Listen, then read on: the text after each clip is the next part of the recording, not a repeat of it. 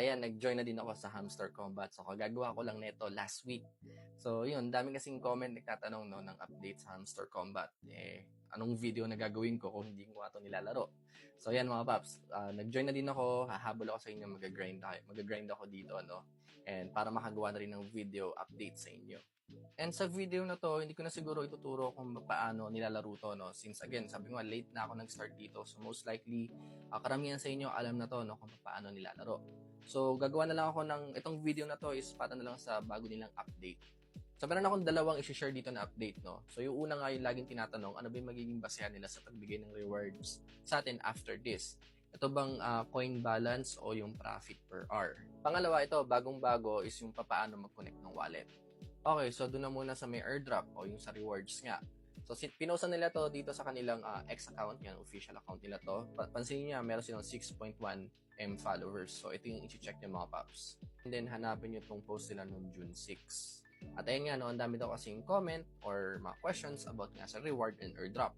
So, ito yung sagot nila. Airdrop will depend on the profit per hour and yung mga ibang activities parameters that will be revealed later.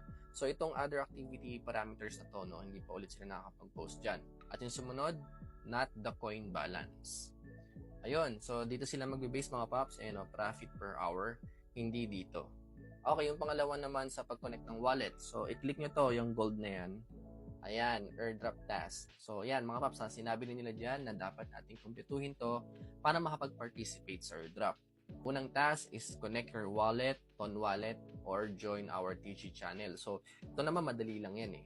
So, dito tayo sa connect your Ton Wallet. So, yan, sinelect ko yung connect your Ton Wallet. Ito nakasulit dito, no? Connect your crypto wallet. Kung wala, create na lang kayo dito sa Telegram account. So, yan, click lang natin to. At ayan yung mga available wallets sa pwedeng pagpilian. Ayan, Tonkeeper, MyTon Wallet, Tonhub, Tonhub baka may iba kayo iniisip. So, ayan, meron ding Telegram. So, ako pinili ko to. Ayan yung blue na tab na mahaba na yun, no? Open Wallet in Telegram. So, yan yung kinlik ko since yan yung meron ako. At yan din kasi yung ginamit kong wallet dati kay Natcoin. So, let's say meron na rin kayong TG wallet at same kang ginawa ko. Kinlik ko lang yon at ito ang next. So, iasa ko na i-connect yung Ton space ko and then basahin nyo sa baba na this app will be available to view your Ton address, balance, and activity. Pero nakalagay din naman sa baba mga paps na itong app na to ay hindi pwedeng mag-move ng funds ng walang permission. And then ayan na, connected na yung wallet ko. May check na dapat yan. So, next kong gagawin ito. So, ulitin ko lang mga paps, importante itong task na to kasi yan, nakasulat nga sa task nila na dapat matapos natin ito para makapag-participate sa airdrop. So, yun lang muna yung update ko kay Hamster Combat. Gagawa na lang ulit ako ng bago kapag meron ulit bagong update, syempre. So, kung wala ka pa na Hamster Combat at late ka nagsimula, okay lang yan.